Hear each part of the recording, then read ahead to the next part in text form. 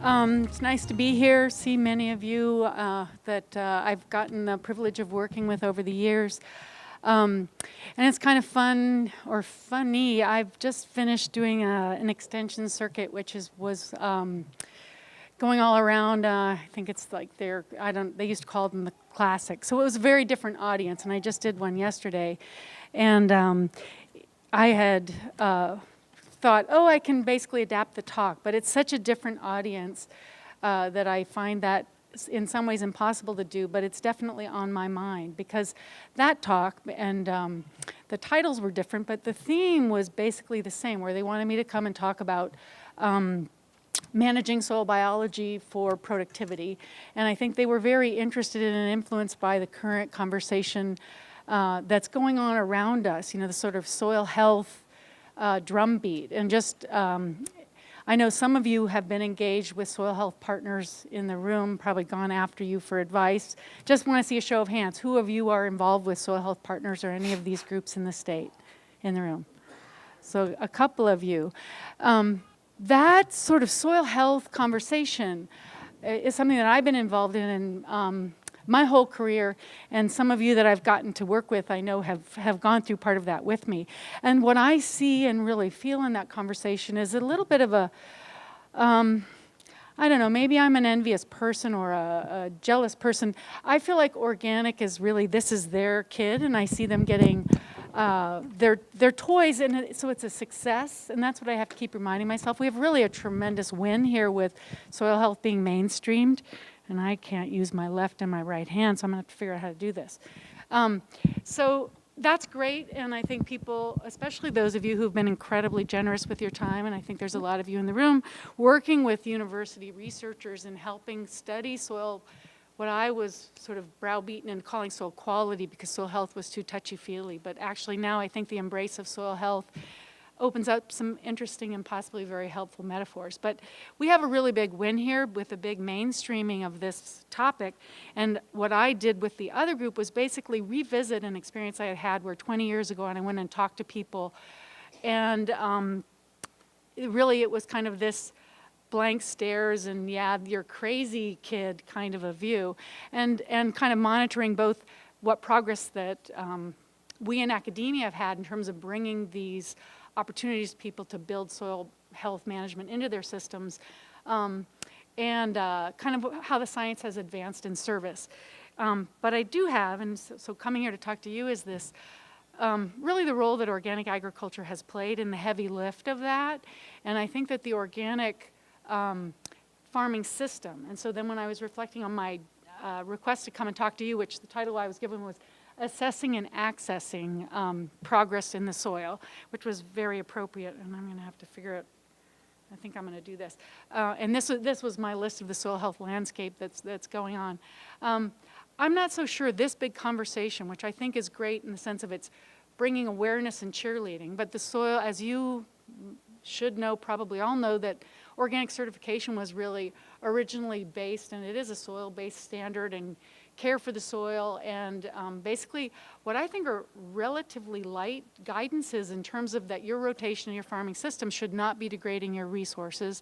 And in the standard, it's aspirational. It says that you're managing intentionally not only to raise healthy crops and livestock and animals that are your product, but you're simultaneously with your stewardship protecting water quality, protecting that resource for long term, which I think that the way the standard had worked, because I've done a lot of work on farms in terms of basically allowing a lot of mix and match and people doing different things, succeeded, and I did that through basically assessing, measuring soil characteristics on those farms. I think it's worked really well, and I think what we see here is a lot of variety of approaches and envy of this concept. And a lot of people, and I looked at, I got this list from the soil health partners, and I really looked in who's really participating here. We have a lot of really good groups, but we have mostly big mainstream agriculture groups wanting in and working very hard on ways that they can prove that they are doing well with soil stewardship. And they're looking at the toolkits and approaches that have been developed, and a lot of our understanding really driven, I think a huge amount of credit goes to organic. But I don't think organic can rest on its laurels and walk away from this. Now people are playing with your toys, and you're going to have to keep on it, and I think it's going to be really an interesting conversation. So, most of these places, and I think our soil health partners in Illinois are one of the very good groups, very intentionally marshaling organized data collection to basically show that they're doing well. And I think that organic, I think through some of our grants and efforts is trying to do that to some degree, but I hope that we find a workable way for organic to stay and retain its leadership role there. In my own career, and I'm going to go pretty fast because I'm between you and lunch, and I know we're running a little late. In the soil health discussion, people were working on physical, chemical, and biological measures, and this idea that biology was the central component of that really was the early language and appreciation out of the organic standard. And when I was speaking in the extension circuit and here to you today, I'm giving myself a grade or looking at how we've done. And we do now have some commercial soil tests that are available for soil health. And I remember when I first came, anybody in the room remember Ted Peck? Some of you do. Ted Peck told me that I was basically crazy, and that until people started paying for soil health measurements in a soil test and that they could manage them in the short term, that it was a waste of time. So I looked at this with an eye of what would I say to Ted Peck, or what would he think right now? And I reviewed where we are with this soil health sort of effort. So I looked at the Cornell, the Haney, and the Solvita. Anybody use these tests on their farm? You have plans to? Yeah, so I was looking at it in terms of how this would work, because this is basically my grade for myself. This is from the group that I've worked with my entire career, NCR 59, and this actually worked. Anybody remember Frank Stevenson? Nobody. So Frank Stevenson was really wrote the textbook on soil organic matter, and I took his position and really founded this group. We have groups that are paid across the country to work together on themes, and this is one of the oldest ones. And this was our list from I took this from 1997, a slide that I had. And our list of the minimum data set of things that you would measure if you were going to try to just get at this broad productivity of the soil. And this is the list from the soil health partners that they say is tier 1 that's ready for prime time that you should test. And this is basically informed these other. So they have physical, chemical, and I think it's really pitiful that they just have one biological, soil respiration, right? I actually think that's not so great. They have in tier 2 macro aggregates, and then some down in the biological enzyme activity. And I'm going to go fast, but we can come back to some of these about where and how you would use them. But I think it's interesting to note that this really isn't so different. It does have physical fertility, which shows up in Illinois as of interest to lots of farmers. And in the Cornell Health Kit, which costs $60 for one sample, 1 cup of soil, which I think if I went and looked at Ted Peck and looked him in the eye, he'd tell me that that was not a success. And I don't think it's a success myself. That's way too expensive. And in their base test for that 60, you're measuring field penetrometer yourself. So that's the things coded in black. They will do some one biological, again, respiration. To use respiration for yourself, if you have the right interpretive background, you could use it well. But their main really money is being spent on their chemical, their standard soil tests. They have this additional list, which you can go up to 110 for standard, which adds in some things. I know, because I'm really thinking about what I know I get asked about by farmers, and they're really, and still from organic farmers, very much interested in the biology. We see things like this soil protein, and we do this in lab testing where we name something. Basically, what this is a quick hydrolysis test that's been used in lots of states, especially in the Southeast for a long time, and they're correlating this to N supply. We have some other measures. Anybody in the room use the Illinois soil N test or pre-sidedress soil nitrate test? So some of you do. We have lots and lots of measures that people have put effort into, and if you've got the right stopping behind them, many of them work all the same. It's having the interpretive framework behind them and you having the intent for use and enough sort of, the most important tool you have is, between your ears here. So I'm not satisfied with this list nor the interpretations, but I think at least they're pushing and getting there, and the Cornell, I think, has put the most effort behind it. This is my, yeah.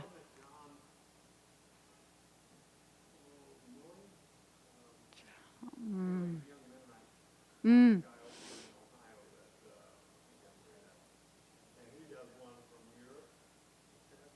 I don't know.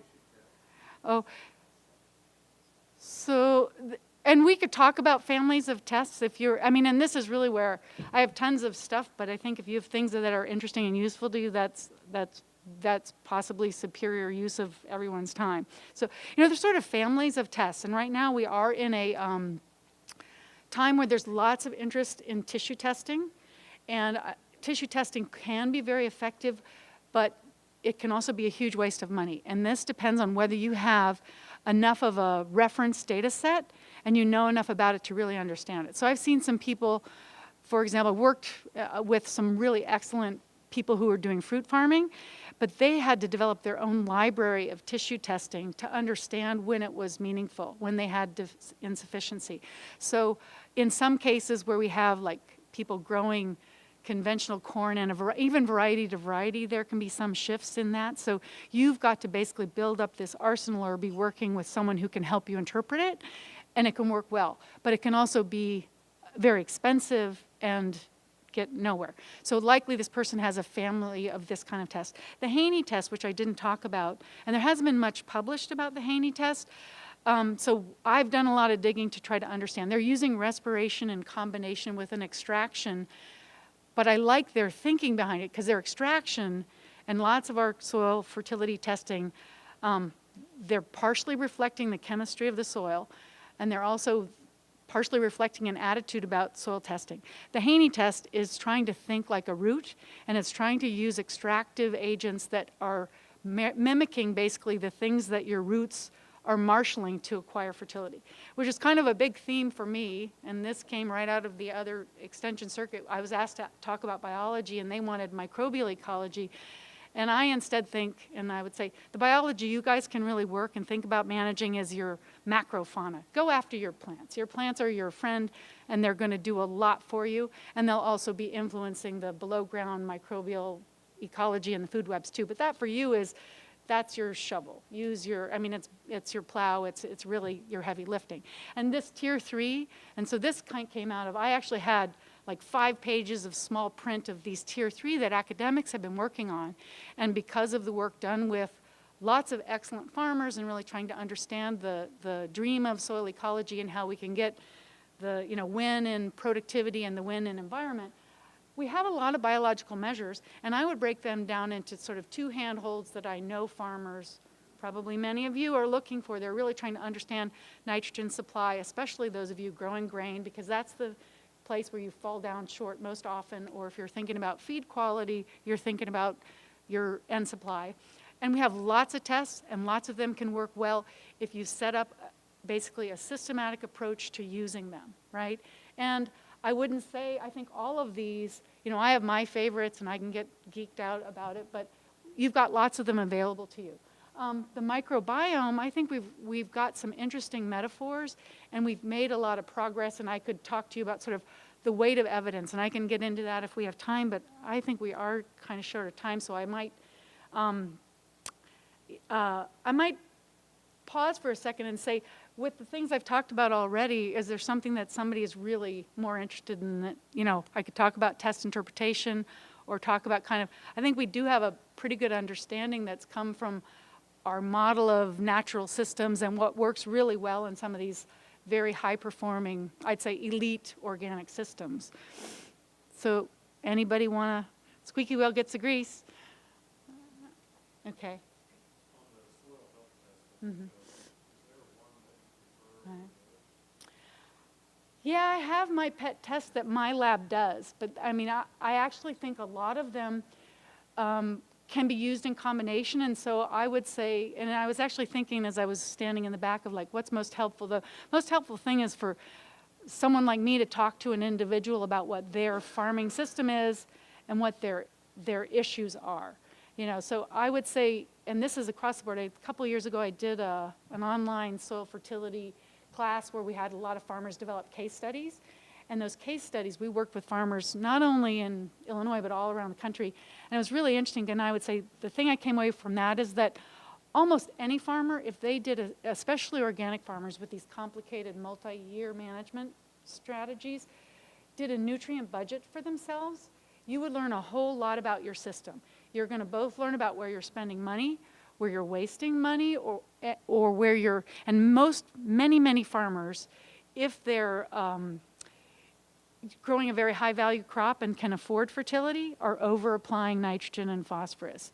And they can do a little budget, and most of them, if they're having a yield problem, especially with greenhouses or polyhouses, although how many people are doing horticulture in the room? Okay, so some of you are. I'm assuming grain is usually the other way, where they can't afford enough, or they're not over fertilizing. They're stingy, especially in Illinois where we don't have integrated animals. But doing a nutrient budget, and even if you just do N, P, and K and look at how much you have, and we're not perfect about estimating the amount of nitrogen that your cover crops grow or your forages grow, but there are many simple algorithms. And actually, if you're interested in this, we're trying to actually prove that our simple estimates are as good as you working your tails off to actually measure nitrogen fixation directly.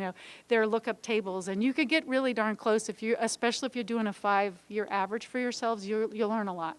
So that's what I would do, and I wouldn't use just one test. I think for organic in your dream, you're going to want to look at things that your active carbon is building, and I'm going to jump to here's my slide of the one thing if you took away, your plant is this driver for all of these wonderful things, and you cannot replace building the soil through your plant matter with imported fertility. You can't bring on manure, and manure gets oversold in my opinion. If you're using bedded manure that have lots of carbon in them and it isn't degraded, that's going to support microbial growth, and that's great. But you can't, and I think a lot of organic farmers that we're working with are really tempted to go into these pelletized chicken manure, which is a great predictable source of fertility, but that's a lot more, its influence on the microbial biology and soil health is a lot more like a chemical fertilizer than a bedded manure, or even better, cover crops or crops that have high carbon, because that's really,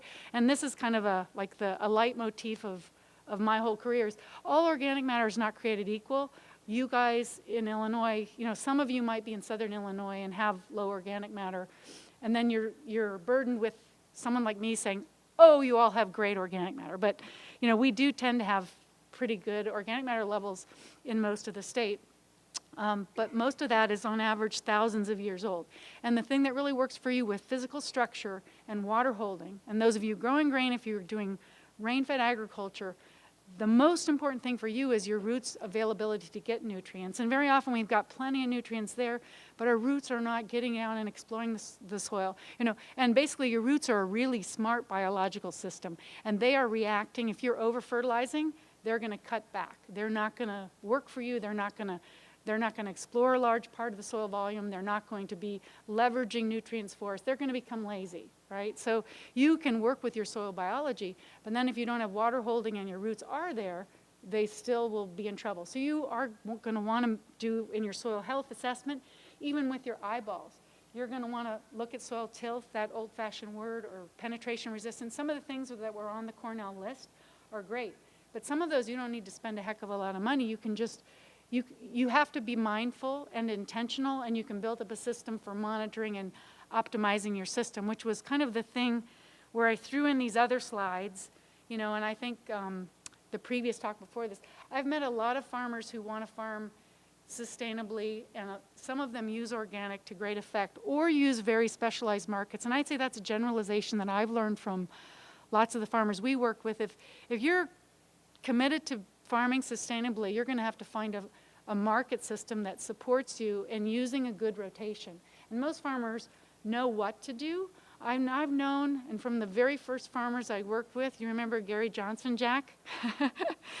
He was a huge farm manager, and he knew exactly what to do right. And I've seen farm prices go up and down. And he, as a big farm manager, went in when corn prices went up and pulled a whole bunch of land out of conservation reserve, and then he had a heart attack the next day. And I'm sure it's because he felt really bad about what he did, because he knew it was wrong, and I think that the economics drove him into that. So I like this as a rotation planner, and it really does have kind of this hierarchy of a business model inside your system. Some of the previous speakers' talks, if that helps you get what you want, great. If not, you're going to have to basically build in a way to grow carbon and manage nutrients so that you're supplying enough but not too much. And I think I'm probably over my time. Am I? Okay. So, so my other theme is, we know, and we mostly learned, this is my hand drawn on my kitchen table, I'm not telling you all to go back to having prairies, even though that would be great. We don't eat prairies.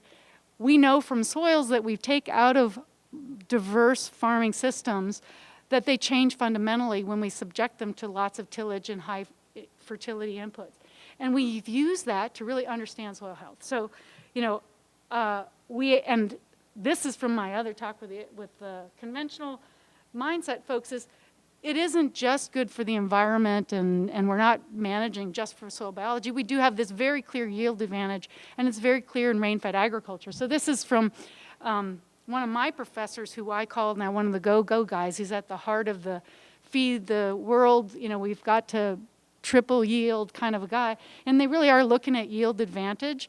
And we look at this exploitable yield in rain-fed agriculture, and we would compare what the typical farmer gets to what's achievable. And I do that too, and all of you can do that. Basically, the best bioassay you have of soil health if you're growing corn is that corn. Corn is a really demanding crop, and it's going to tell you about soil quality. So where soil's been maintained in good shape, and we look at the Mora plots, and I won't go through the slides, but basically we get 25% yield that we have lost and we cannot get back with full inputs because we've degraded that soil.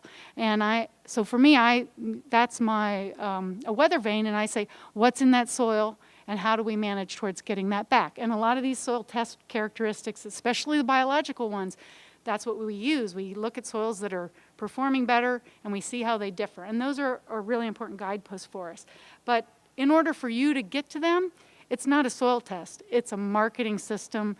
It's smart farming, and I think developing a local grain kind of approach, which is the theme, I think a larger theme of this meeting, is a really great way to do that.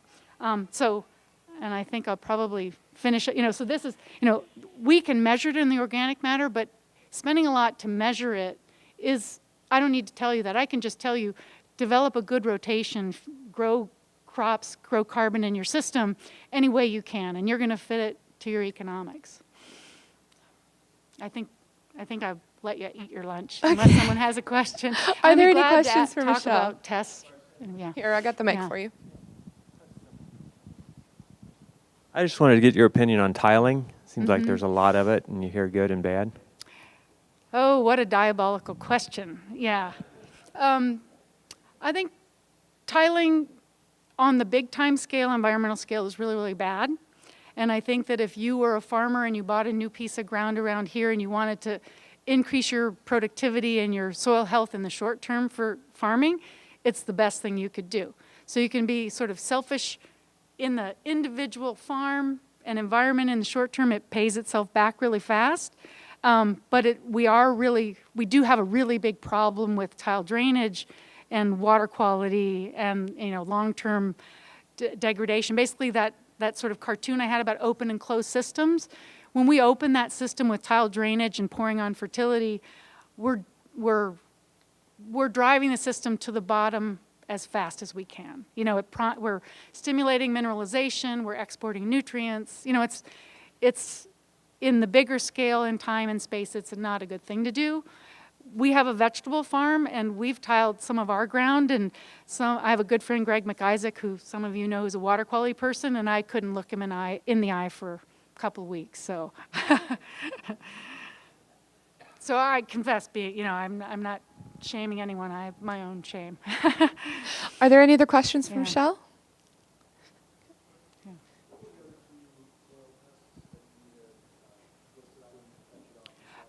Okay. Ones that are commercially available to you, there's the Haney test, and then I listed the Solvita. And the Solvita is actually from, help me out, because there's an alternative testing lab that actually developed the Solvita, and I actually think they're the best. I think they've been in business longer, and they've been much smarter about developing interpretive frameworks behind. And so I think that Haney, for example, they went around and sold their tests. They marketed themselves really aggressively to get on the list. Anybody in the room remember? Oh, anyway, I think you're mentioning Will Britt. Yes, yeah, Will Brinton, thank you. So and they're on the ATRA has a list of alternative soil tests, and they do a lot of smart things, and the thing that is most important, and I guess I'd pass on, is lots of times for a particular farm or for a particular industry, you'd align a couple of tests around it and its questions, and they've done examples with that. So they've done smart stuff interpreting respiration, and alone soil respiration without that supporting framework is, nothing. You've got it could mean 60 different things. So you need that framework, and they're a good outfit. So. Okay, we have time for one final question. Yes. Have you done any work with plant sap testing and comparative against your soil testing to see whether you got a relationship there? No, I'm very interested in that, and I've looked at some farmers' records, and so as a theme where we've been doing these case studies, and I've seen it work really, really well when people have this reference data set. We're actually wanting to do some of that, but, basically it takes me 3 years to do anything, as I got to beg for money for a couple of years, and then, so I'm a very slow moving. So you might find people who have done that with success. I've seen successes, and I've also seen it hyped up a lot and nothing. So it depends on how it's executed. All right, well, please join me in thanking Michelle for the wealth of knowledge. Thank you so much.